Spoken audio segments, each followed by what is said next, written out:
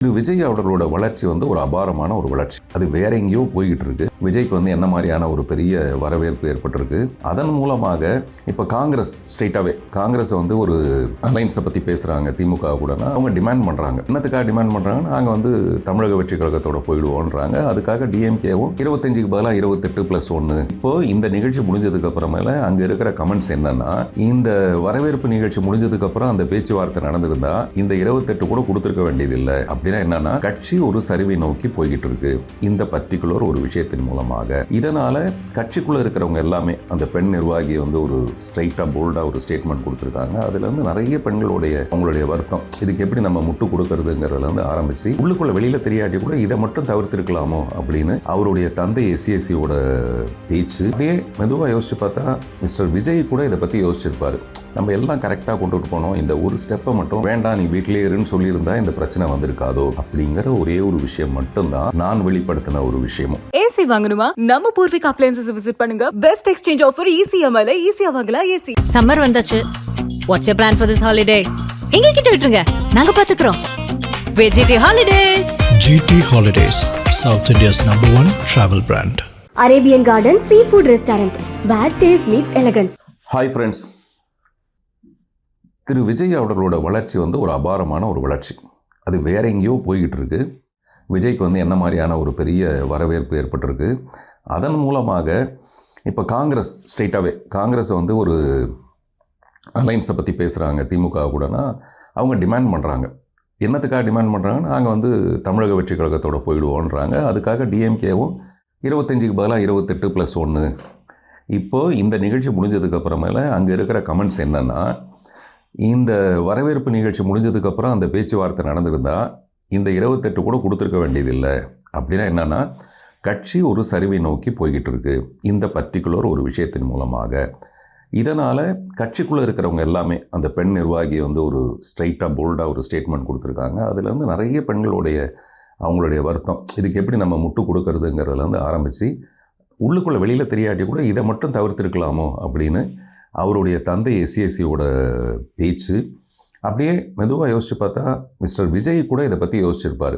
நம்ம எல்லாம் கரெக்டாக கொண்டுட்டு போனோம், இந்த ஒரு ஸ்டெப்பை மட்டும் வேண்டாம் நீ வீட்டிலே இருன்னு சொல்லியிருந்தா இந்த பிரச்சனை வந்திருக்காதோ அப்படிங்கிற ஒரே ஒரு விஷயம் மட்டும்தான் நான் வெளிப்படுத்தின ஒரு விஷயமும். எனக்கு மிஸ்டர் விஜய் யார்? அவருடைய உயரத்தில் வேறு யாருமே இல்லைன்னு சொல்லக்கூடிய ஒரு நடிகர். அந்த சிம்மாசனத்தையும் அந்த கிரீடத்தையும் ஒதுக்கிட்டு வேண்டான்னு கீழே இறங்கி மக்களுக்கு நல்லது செய்கிறேன்னு சொல்கிற ஒருத்தரை நம்ம ஏன் சார் வரவேற்கக்கூடாது? எனக்கே அரசியல் பற்றின ஒரு விஷயம், எனக்கு என்றைக்காவது சினிமாவில் நான் ஒரு தண்ணீரை அடையும் போது அரசியலுக்கு வரணும்னு ஆசைப்பட்டவன். அந்த இடத்துல இன்றைக்கி விஜய் இவ்வளோ உயரத்துலேருந்து எவ்வளோ பெரிய ரிஸ்க் அவர் எடுக்கிறாரு. மறுபடியும் அவர் சினிமாவுக்குள்ளே வருதுங்கிறது இங்கே நிறைய உதாரணங்கள் இருக்குது. நம்ம ரஜினி சார்லேருந்து சிரஞ்சீவி சார்லேருந்து இவ்வளோ உதாரணங்கள் அவருக்கு தெரியாதா என்ன? இவ்வளவையும் தெரிஞ்சுக்கிட்டு தைரியமாக வராரு அவருன்னும் போது நம்ம அவரை இரு கை கொண்டு நம்ம வரவேற்கணும் அப்படின்னு சொன்னதுனால நான் தமிழக வெற்றி கழகத்துக்குள்ளே சேர்ந்துட்டேன், விஜய் கூட சேர்ந்துட்டேன்னு பரபரப்பு பல நேரத்தில் ஏற்பட்டு, ஏர்போர்ட்டுக்கு நான் எங்கேயாவது போனால் கூட என்ன சார் சார் விஜய் சார்கிட்ட சொல்லுங்கள் சார், விஜய் சார்கிட்ட சொல்லுங்கள் சார், என்கிட்ட சொன்னவங்க உண்டு, நீங்கள் எல்லாம் மறந்துட்டீங்க. அதை இப்போ என் மேலே ரொம்ப காழ்ப்புணர்ச்சியோடு நீங்கள் நிறைய கமெண்ட்ஸ் என்னுடைய குடும்பத்தை பற்றி எல்லாத்தையும் நீங்கள் போடுறது எல்லாமே நீங்கள் மறந்துட்டீங்க. இது அதே மாதிரி முதல்ல அவர் மேடையில் போய் பேச போகும்போது நான் ரொம்ப பயந்துட்டு இருந்தேன். ஏன்னா இப்போ நான் மேடை கிடச்சா மைக்கு கிடச்சா பேசுவேன்ற மாதிரி இல்லை விஜய். அவர் ரொம்ப ஒரு அமைதியோட ஒரு ஆழ்கடல் அவர். அப்படிப்பட்ட ஒரு மனிதர் இங்கே அரசியல்னாவே பேசி பேசி ஜெயிக்கிற இந்த அரசியலில் விஜய் எப்படி பேசுவார்? அவர் அவருடைய எண்ணத்தை எக்ஸ்ப்ரெஸ் பண்ணுவார் அவர் அப்படிங்கிற மாதிரிலாம் இருந்தபோது எஸ்சிஎஸ்சியும் அவங்க சோபா சந்திரசேகரும் போய் எப்படி அந்த கீழே உட்காந்து பார்த்துட்டு இருந்தாங்களோ அதே மாதிரி மனநிலையில் நான் பார்த்து அப்படியே கண்ணில் பெருமையான கண்ணீர் வடிஞ்சுது எனக்கு. விஜய் என்ன பேசுகிறாரியா அப்படின்ட்டு. அதை பற்றின விமர்சனங்கள் எழுதி வச்சு பேசுகிறது, சொல்லி கொடுத்து பேசுகிறது, என்னவா இருந்தால் கூட மேடையில் பேசுகிறதுங்கிற ரொம்ப கஷ்டம். அப்புறம் வர வர வர அவரே அதை ரீஃபைன் பண்ணிக்கிட்டு அவருடைய ஸ்டைலு, இந்த நீங்கள்லாம் எப்படி விசில் அடித்து பார்க்குறீங்களோ அந்த மாதிரியான ஒரு மனநிலையோடு தான் நான் அவரை பார்த்துட்ருக்கேன். எனக்கு அரசியல் சார்ந்து தனிப்பட்ட நான் ஒரு கட்சியை சேர்ந்தவனும் அப்படிலாம் கிடையாது. இப்போது விஜய் ஒரு புது கட்சி ஆரம்பிக்கிறாரு அப்படின்னா அந்த கட்சி ஒரு புதிய நோக்கத்துக்குள்ளதாக இருக்கணும். அதுக்குன்னு ஒரு தனியான கோட்பாடு இருக்கணும், அதுக்குன்னு ஒரு தத்துவம் இருக்கணும். அது என்ன? ஏற்கனவே இருக்கிற ஒரு கட்சி மாதிரி இன்னொரு கட்சி நமக்கு தேவையில்லை. அப்படி தான் விஜயோட கட்சி. அவர் என்ன வேணாலும் பேசலாம், என்ன வேணாலும் செயல்படுத்தலாம், மக்கள் திலகம் எம்ஜிஆரும் அந்த மாதிரி தான். அவருக்கு நல்ல எண்ணம் இருந்தது. அந்த மாதிரி இவரும் வந்தார்னா எதையோ செய்வாரோ அப்படிங்கிற எல்லாரையும் மாதிரியான எதிர்பார்ப்பில் தான் நானும் இருந்துகிட்டு இருந்தேன். மனுஷன் வந்து அப்படி தானே, ஒரு ஸ்டேஜில் வந்து வேறு ஒரு ஸ்டேஜுக்கு மாறலாம் இல்லையா? இன்றைக்கி வந்து அவர் எல்லாத்தையும் உதறி தூக்கி போட்டுட்டு மக்களுக்கு நல்லது செய்கிறேன்னு சொல்கிறாரு. இப்போ கூட இந்த ரசிகர்கள், அவருடைய நலம் விரும்பிகள் எல்லாமே நான் சொல்கிறத நீங்கள் கேட்கலனா கூட உங்களுடைய தலைவர், அதாவது நம்முடைய விஜய் சொல்கிறது என்னென்னா, இந்த மாதிரி விஷயங்களுக்கெல்லாம் அவ்வளோ பெரிய இம்பார்ட்டன்ஸ் கொடுக்காதீங்க, அது தூக்கி போடுங்க, மக்களை காப்பாற்றுற வேலையை நம்ம பார்க்கலான்னு.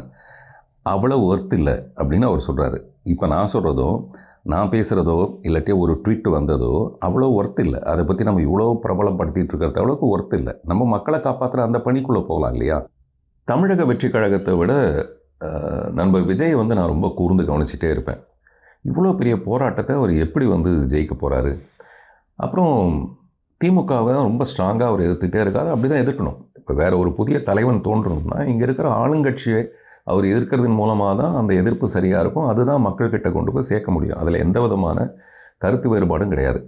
ஆனால் சிறுக திடீர்னு ஒரு நாளைக்கு பார்த்தீங்கன்னா அதிமுகலேருந்து ஒரு 2 பேர் வந்து இங்கே சேர்றது ஒரு பெரிய கொண்டாட்டமாக கொண்டாடப்படும் போது எனக்கு பயங்கர ஷாக் ஆகிடுது. ஐயோ, நம்ம நினச்ச மாதிரி இல்லையே, இது வந்து அதிமுகவுக்கு ஒரு மாற்று கட்சி மாதிரி வருமா, திமுகவுக்கு இன்னொரு மாற்றாக இது மாறுமா அப்படிங்கிறது, இதெல்லாம் ஒரு பக்கம் இருந்துகிட்டே இருக்க. இப்போது கொள்கை எதிரியாக அவர் சொன்ன பிஜேபியோட மறுபடியும் கூட்டு சேர்க்கணுங்கிற மாதிரி ஒரு பிரச்சனை இந்த வரவேற்பு நிகழ்ச்சிக்கு அப்புறமேல தமிழக வெற்றி கழகத்துக்கு ஏற்பட்டிருக்க ஒரு சின்ன பாதிப்பை சரி செய்கிறதுக்காக என்டிஏ கூட்டணியோடு அவர் இணைய வேண்டிய ஒரு கட்டாயத்துக்கு வரப்போகிறாரு அப்படின்னு கேட்கும்போது எனக்கு அது ரொம்ப ஷாக்கிங். அப்போ வந்து கொள்கை எதிரின்னு சொன்னது எல்லாமே மாறி போயிடுமா?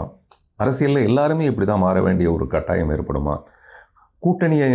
கூட்டணியாக தான் ஜெயிக்கணுன்ற விஷயத்தை பற்றி எனக்கு ஒரு சரியான அபிப்பிராயம் இல்லை. இப்போ கூட்டணியே வேண்டான்னு சொல்கிற சீமான் இங்கே இருக்கார். ஒவ்வொருத்தருக்கும் ஒரு விதமான கொள்கை இங்கே இருக்குது. எது எப்படியோ, யார் வெல்வார்கள்ன்ற ஒரு ஆர்வத்துக்குள்ளே நான் போக தயாராக இல்லை. யார் வேணால் எப்படி வேணாலும் கூட்டணி அமைக்கட்டும். மக்கள் தான் சரியான ஒரு தீர்ப்பு கொடுக்க போகிறாங்க. சென்ட்ரலில் என்ன தான் யார் தான் ஆட்சி பண்ணாலும் அதோட அலையன்ஸ் வந்து ரிலையன்ஸோடு தான் இருக்கிற மாதிரி இங்கே யார் வெற்றி பெற்றாலும் தோக்கிறது தமிழாக இருக்கக்கூடாது. தமிழ் மேலே ஒரு சின்ன சிராய்ப்பு கூட படக்கூடாதுங்கிறது மட்டும்தான் என்னுடைய தனிப்பட்ட ஒரு கவனம்.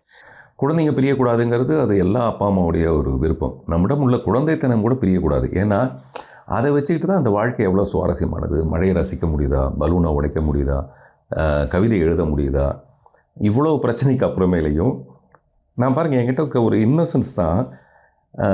இப்படி ஒரு 2 கேமரா வச்சுக்கிட்டு இதெல்லாம் சொல்கிறதுக்கு பின்னாடி மற்றவங்க சொல்கிற மாதிரி இது ஒரு முட்டாள்தனமாக கூட இருக்கலாம். ஆனால் நான் நினைக்கிறது அதில் ஒரு இன்னசென்ஸ் இருக்குது. இன்னசென்ஸ் இருந்தால் தான் இந்த வாழ்க்கை ரொம்ப சுவாரஸ்யமாக இருக்கும் அப்படின்னு நான் நினைக்கிறேன். எது எப்படி இருந்தாலும் எல்லா பிரச்சனையும் ஒரு முடிவுக்கு வந்தே தீரணும். அதுக்கு என் பேச்சு ஒரு முடிவுக்கு வரணும். இந்த பேச்சு எங்கே துவங்கிச்சின்னா, எதுக்குமே பதில் சொல்லாத ஒருத்தவங்க வந்து என்னுடைய பேச்சுக்கு பதில் சொன்னதுனால நான் ஒரு பெரிய நீண்ட பதிலை சொல்ல வேண்டியதாகிடுச்சு. மற்றபடி ஐயா நல்லக்கண்ணு அவருடைய மறைவுக்கு போயிருக்கும்போது, அவருடைய உடல் தானம் பண்ணியிருக்கும்போது நானும் சொன்னேன், நானும் உடல் தானம் பண்ணியிருக்கேன். ரொம்ப வருஷத்துக்கு முன்னாடி நானும் என்னுடைய மனைவியுமே உடல் தானம் பண்ணியிருக்கோம். வேறு யாரெல்லாம் பண்ணியிருக்காங்கன்னு சொல்லும்போது த்ரிஷா அவர்களுடைய பேரை சொன்னாங்க. அப்போ எனக்கு ரொம்ப மகிழ்ச்சியாக இருந்தது. த்ரிஷாவை நான் பாராட்டணும்னு நினச்சேன். இந்த நேரத்தில் இவ்வளவு கசப்பான விஷயங்களுக்கு அப்புறமேலையும் ஒரு திரைப்பட நட்சத்திரம் எல்லாத்தையும் மீறி தன்னுடைய உடல் தானம் பண்ணுறதுக்காக முன் வந்திருக்கிற த்ரிஷாவுக்கு என்னுடைய மனப்பூர்வமான வாழ்த்துக்களும் பாராட்டுக்களும். இப்படி தான் நான் நினைக்கிறது. ஒவ்வொரு பெண்ணுமே ஒரு பெண்ணுக்குமே ஒரு சிறப்பு ஒன்று இருக்குது. நம்மளுடைய வாழ்க்கையிலேருந்து நம்மளே கற்றுக்கிற ஒரு பாடம். அப்படி என்னுடைய தவறுகளும் அந்த மாதிரி தான். ஒரு தவறுலேருந்து தான் கற்றுக்கணும். சமீபத்தில் ராஜா சார் வந்து ஒரு மேடை கச்சேரியில் எல்லோரும் கரெக்டாக பர்ஃபார்ம் பண்ணிட்டாங்க, அவர் மட்டும் பாடுறது 2 வரியை விட்டுட்டார். அப்புறம் அவர் சொல்கிறாரு, இந்த மேடையில் தப்பு செய்கிறதும் வாழ்க்கையில் தப்பு செய்கிறதும் ஒரே மாதிரி தான். அதை ரீவைண்ட் பண்ணவே முடியாது.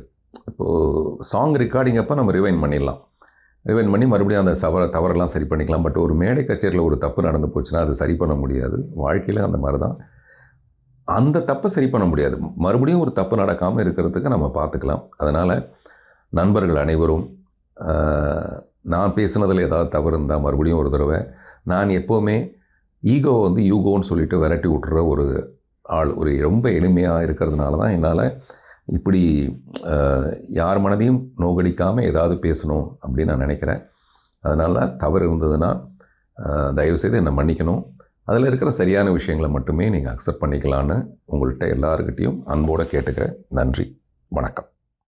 ஒரே வீடியோவில் பதிவு செய்ததை 2ஆக பகிர்கிறேன்.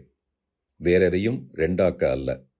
என் பக்க விளக்கத்தை சொல்வதால் பக்க விளைவுகள் அநாகரிகமாக அரங்கேறும் என்பதை அறிந்தும்.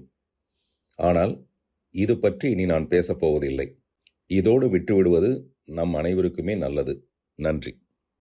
ஏசி வாங்கணுமா? நம்ம பூர்விகா அப்ளையன்சஸ் விசிட் பண்ணுங்க. பெஸ்ட் எக்ஸ்சேஞ்ச் ஆஃபர் ECMIல ஈஸியா வாங்கலாம் ஏசி. சம்மர் வந்தாச்சு. What's your plan for this holiday? எங்க கிட்ட விட்டுருங்க, நாங்க பாத்துக்கிறோம். VGT Holidays. GT Holidays, South India's #1 travel brand.